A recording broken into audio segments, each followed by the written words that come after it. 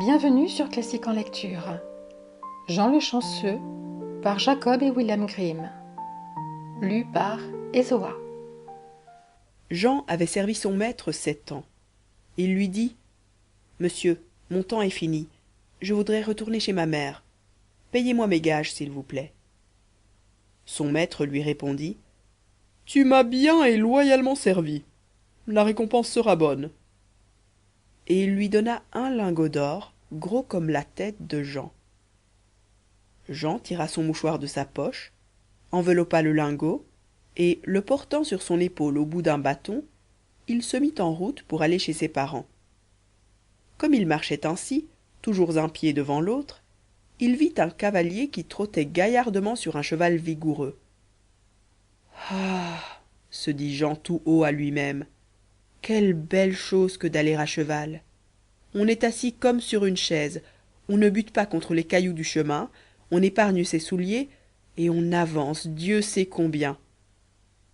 Le cavalier, qui l'avait entendu, s'arrêta et lui dit: Hé Jean, pourquoi donc vas-tu à pied?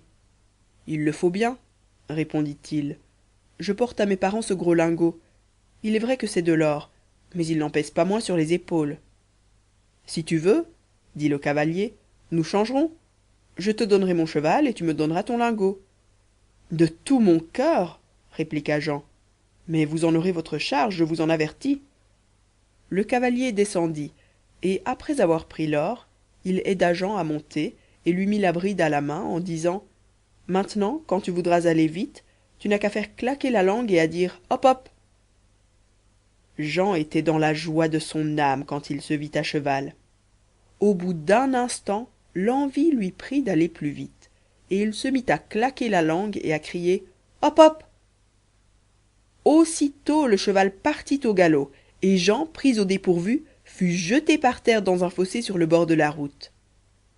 Le cheval aurait continué de courir s'il n'avait été arrêté par un paysan qui venait en sens opposé, chassant une vache devant lui.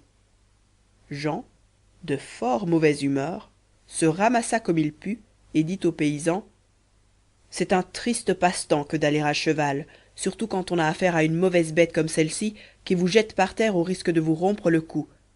Dieu me préserve de jamais remonter dessus. À la bonne heure une vache comme la vôtre. On va tranquillement derrière elle, et par-dessus le marché, on a chaque jour du lait, du beurre, du fromage. Que ne donnerais-je pas pour posséder une pareille vache? Eh bien, dit le paysan, si cela vous fait plaisir, prenez ma vache pour votre cheval. Jean était au comble de la joie. Le paysan monta à cheval et s'éloigna rapidement. Jean chassait tranquillement sa vache devant lui, en songeant à l'excellent marché qu'il venait de faire. Un morceau de pain seulement et je ne manquerai de rien, car j'aurai toujours du beurre et du fromage à mettre dessus. Si j'ai soif, je trais ma vache et je bois du lait. Que peut-on désirer de plus? À la première auberge qu'il rencontra, il fit une halte et consomma joyeusement toutes les provisions qu'il avait prises pour la journée. Pour les 2 liards qui lui restaient, il se fit donner un demi-verre de bière et, reprenant sa vache, il continua son chemin. On approchait de midi. La chaleur était accablante, et Jean se trouva dans une lande qui avait plus d'1 lieue de long. Il souffrait tellement du chaud que sa langue était collée de soif à son palais. Il y a remède au mal, pensa-t-il. Je vais traire ma vache et me rafraîchir d'un verre de lait. Il attacha sa vache à un tronc d'arbre mort, et, faute de seau, il tendit son chapeau. Mais il eut beau presser le pis, pas une goutte de lait ne vint au bout de ses doigts. Pour comble de malheur, comme il s'y prenait maladroitement, la bête lui donna un tel coup de pied sur la tête qu'elle l'étendit sur le sol, où il resta quelque temps sans connaissance. Heureusement, il fut relevé par un boucher qui passait par là, portant un petit cochon sur une brouette. Jean lui conta ce qui était arrivé.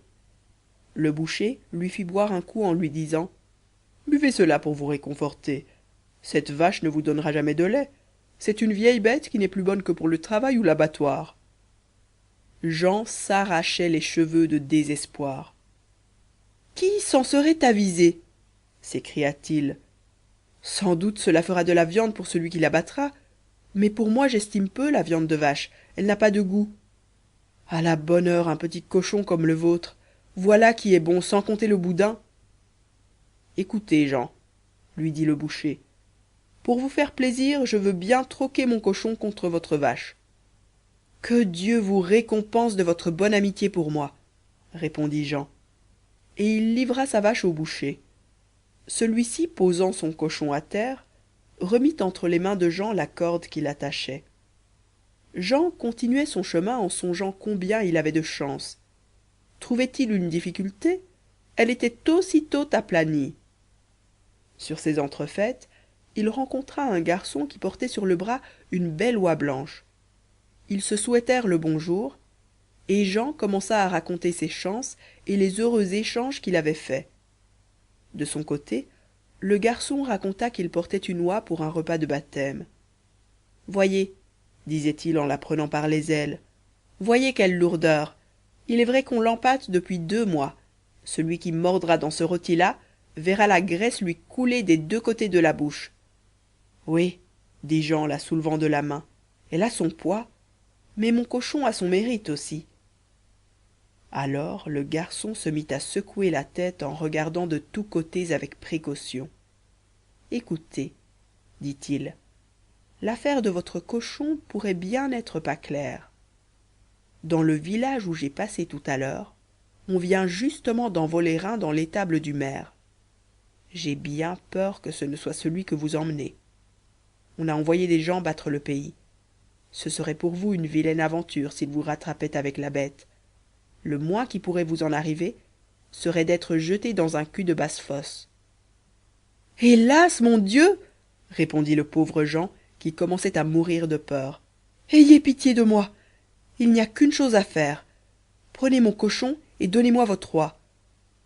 C'est beaucoup risqué, répliqua le garçon, mais je ne voudrais pas qu'il vous arrive malheur.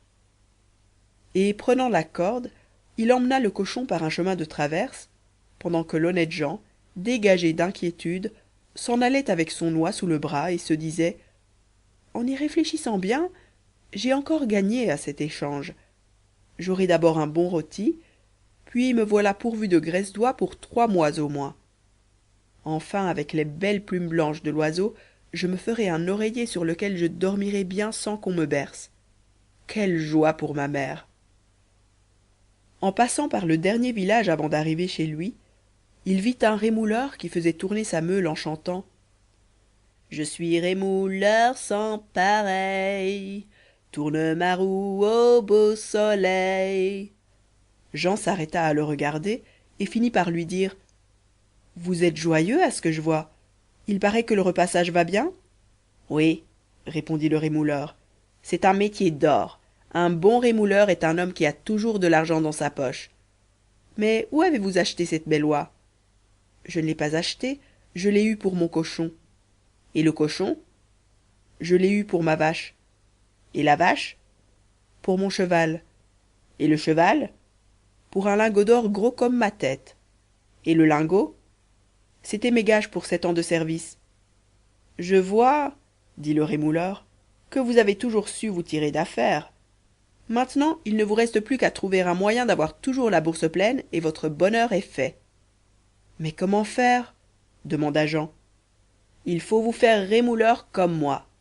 Pour cela, il suffit d'une pierre à aiguiser. Le reste vient tout seul. J'en ai une un peu ébréchée, il est vrai, mais je vous la céderai pour peu de chose. Votre oie seulement. Voulez-vous ? » « Cela ne se demande pas, répondit Jean. Me voilà l'homme le plus heureux de la terre. Au diable les soucis, quand j'aurai toujours la poche pleine. Il prit la pierre et donna son oie en paiement. Tenez, lui dit le rémouleur en lui donnant un gros caillou commun qui était à ses pieds. Je vous donne encore une autre bonne pierre par-dessus le marché. On peut frapper dessus tant qu'on veut. Elle vous servira à redresser vos vieux clous. Emportez-la avec soin. Jean se chargea du caillou et s'en alla le cœur gonflé et les yeux brillants de joie. « Ma foi, s'écria-t-il, je suis né coiffé.